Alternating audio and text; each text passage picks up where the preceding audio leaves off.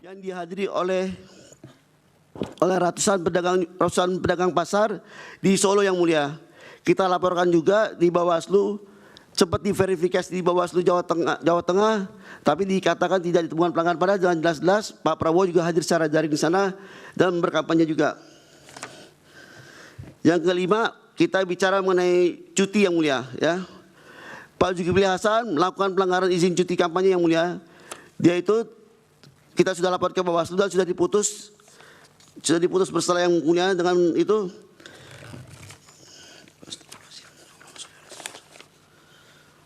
Dalam putusan dari Bawaslu menyatakan terlapor yaitu Pak Zulkifli Hasan terbukti secara sah dan meyakinkan melakukan pelanggaran administrasi pemilu.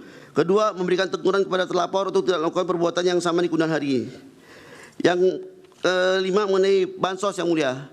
Pak Zulkifli Hasan juga kita laporkan mengenai bansos di Kendal dan di Cirebon yang mulia. Kita sudah laporkan, tetapi Bawaslu selalu menyatakan tidak dapat diregister karena tidak memenuhi syarat material. Yang terakhir, mengenai Pak Airlangga Hartarto, pelanggarannya dilakukan mengenai bansos di NTB, di Desa Kuta, Lombok, Nusa Tenggara Barat yang mulia. Kita laporkan, pihak Bawaslu juga menjawab tidak dapat diregister karena tidak memenuhi syarat material. Terima kasih yang mulia. Baik, dari Pak Muhammad Fauzi. Terima kasih yang mulia atas waktunya. Perkenalkan, saya Muhammad Fauzi. Di sini kapasitas saya untuk memberi kesaksian sebagai anggota pelanggaran administrasi dari tim hukum Amin.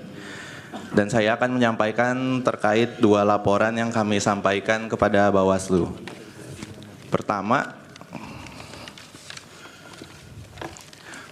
laporan kami terkait acara yang diselenggarakan oleh APDESI, yaitu Asosiasi Pemerintah Desa Seluruh Indonesia, yang diselenggarakan pada hari Minggu 19 November, diikuti lebih dari 20.000 kepala desa. Dengan nama acara Deklarasi Nasional Desa Bersatu. Dalam acara tersebut diketahui bahwa terdapat kehadiran calon wakil presiden nomor urut 02, yaitu Gibran Rakabuming Raka. Setelah kita mengetahui kejadian tersebut yang mulia, kami bersama tim hukum membuat laporan ke Bawaslu pada 24 November 2023. Kami buat laporan ke Bawaslu dengan nomor register 017 LP PP RI 00 XI 2023 yang mana terdapat dalam daftar alat bukti pemohon, bukti P20 yang mulia. Iya. Berselang 5 hari kemudian, tepatnya 29 November 2023, kami menerima status hasil laporan dari Bawaslu berbentuk soft file yang dikirim melalui WhatsApp terkait tidak diregisternya laporan kami karena dianggap tidak memenuhi syarat material. Upaya hukum yang kita lakukan selanjutnya adalah dengan membuat laporan ke DKPP pada 4 Desember 2023 dan baru diputus oleh DKPP pada 20 Maret 2024. Ada rentang waktu cukup lama yang mulia untuk memutus perkara terkait. Dengan putusan, syukur alhamdulillah, mengabulkan sebagian permohonan kami dan memberi peringatan kepada Bawaslu yang dipimpin Rahmat Bagja dan anggota Bawaslu lainnya. Terdapat dalam daftar alat bukti pemohon yaitu P156 yang mulia. Kedua, laporan terkait dugaan kampanye terselubung yang dilakukan lagi-lagi dari calon wakil presiden nomor urut 2 Gibran Rakabuming Raka. Gibran dalam acara tersebut hadir, kapasitasnya beliau memang mengakui sebagai menjalani CFD saja yang mulia, jalan pagi, jalan santai. Di situ Gibran membagikan susu kepada anak-anak dan orang dewasa yang lalu lalang dalam acara pagi itu. Kita setelahnya membuat laporan juga ke Bawaslu pada 11 Desember yang mulia. Kejadian pada saat Gibran di CFD tersebut ada di tanggal 3 Desember. Setelahnya kita buat laporan di tanggal 11 yang mulia, 11 Desember 2023 dengan laporan nomor 002 garis miring REK garis miring LP garis miring PP garis miring RI garis miring 000 garis miring XII garis miring 2023. Ada dalam daftar alat bukti pemohon yaitu di P23 yang mulia. Dalam yang terjadi di CFD pada hari itu yang mulia, Gibran membagikan susu. Ya.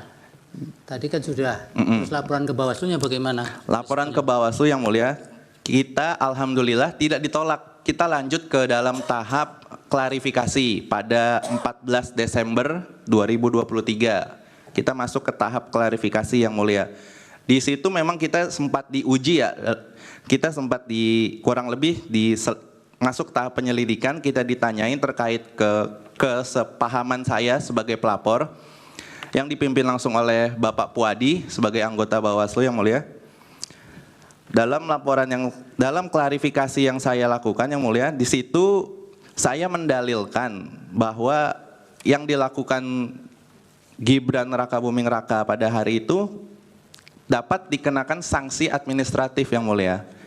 Nah, lanjut cerita, selesai di klarifikasi, keluar status hasil laporan dengan nomor 26 PP 000 garis miring K1 garis miring 12 garis miring 2023 pada 27 Desember 2023 dengan status laporan tidak ditindaklanjuti karena tidak memenuhi unsur pelanggaran pidana pemilu yang mulia. Dari situ juga kita sudah merasa cukup aneh putusannya. Kenapa bukan tidak memenuhi unsur pelanggaran pidana? Karena memang tidak ada pidana yang kita ajukan, itu administratif yang mulia. Bawaslu di situ memutus tidak ada ditemukannya unsur pelanggaran pidana.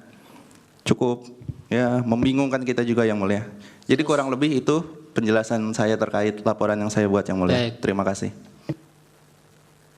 Pak Anies. Terima kasih Majelis. Perkenalkan, nama saya Anies Brio Ansori. Kedudukan saya sebagai tim hukum nasional Jawa Tengah.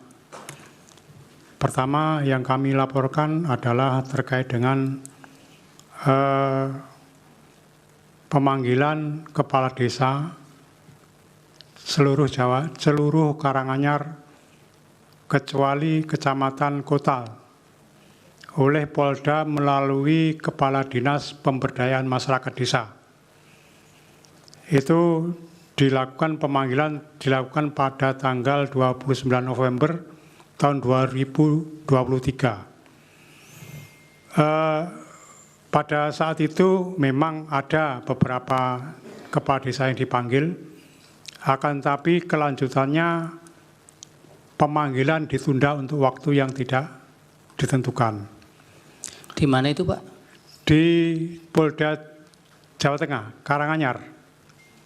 Jadi Polda Jawa Tengah, Karanganyar. 176 kepala desa dipanggil oleh Polda melalui Kepala Dinas Pemberdayaan Masyarakat Desa. Polres atau Polda? Polda. Kok dari Karanganyar? Karena ini berkaitan dengan penggunaan dana APBD provinsi. Yang manggil Polda. Tapi di Karanganyar? Tapi enggak dipanggil ke Polda. Polda.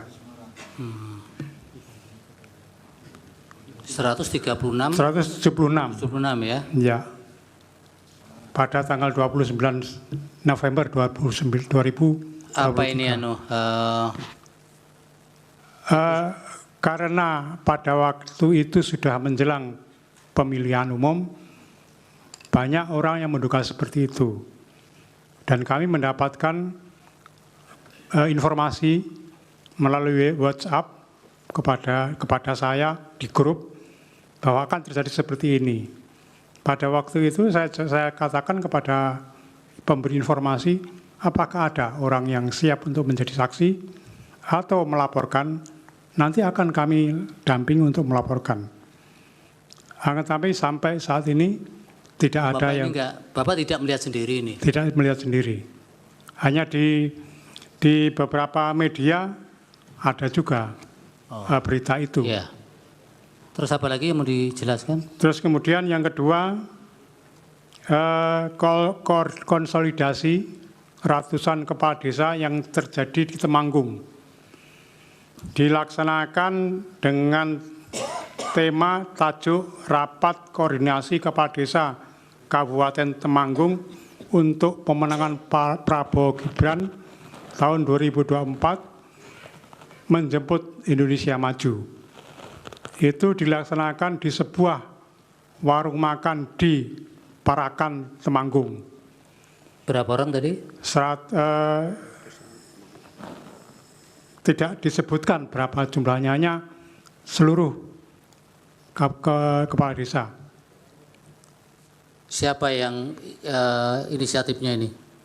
Inisiatifnya kepala desa, akan tapi nanti dilaporkan oleh THN Temanggung, dilaporkan oleh Muhammad Maskur, Sarjana Syariah, dilaporkan ke Bawaslu.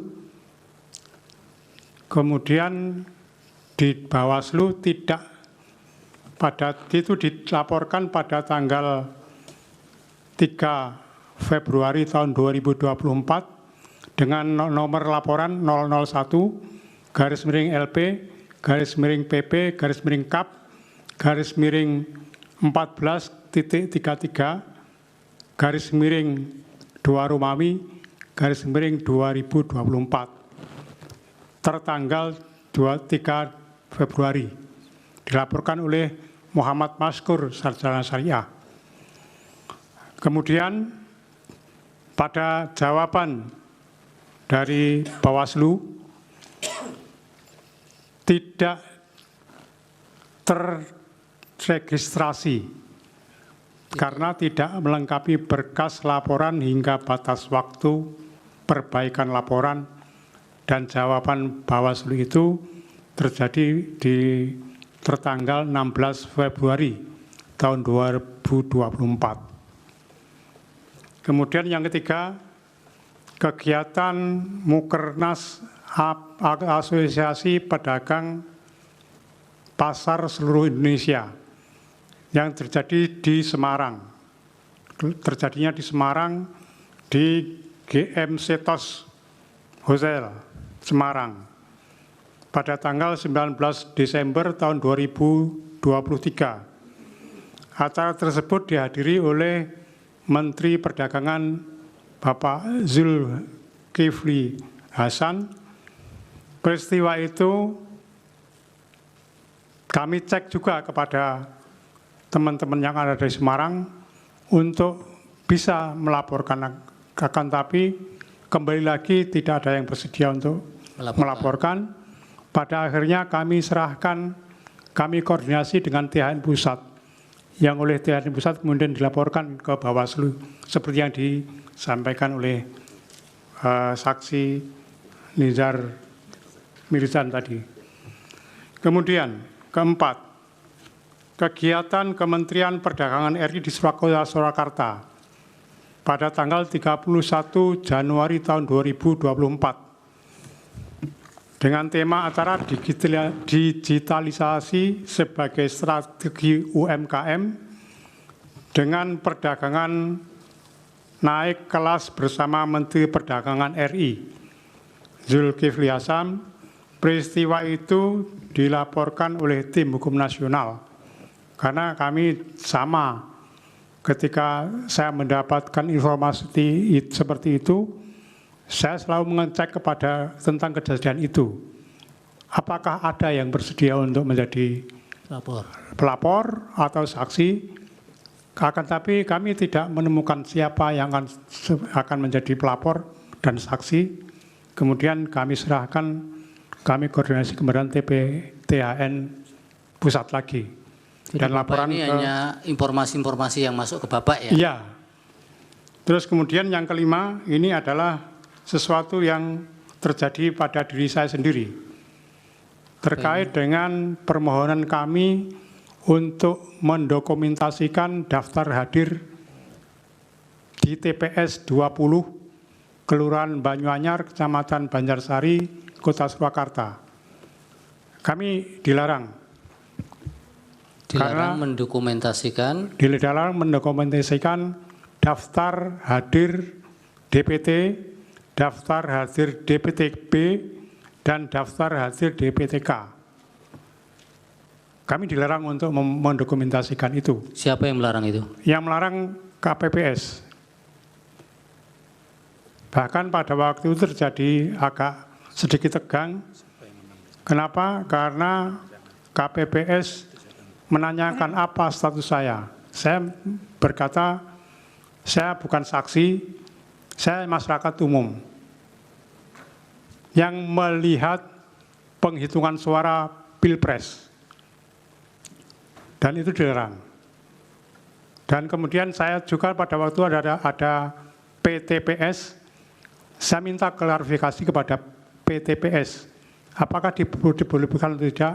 PTPS mengatakan tidak diperbolehkan juga. Dan pada waktu itu juga saya di lokasi itu ada PPS, Panitia Pemungutan Suara, anggota. Saya mohon klarifikasi juga, tidak diperbolehkan. Akhirnya pada keesokan harinya kami melaporkan ke Bawaslu tentang kejadian ini. Kenapa Bapak ketika itu fokusnya di tempat yang mau didokumentasikan? Di tempat itu memang ada apa? Saya tidak memfokuskan, hanya saya mendasarkan pada PKPU nomor 23 tahun 2023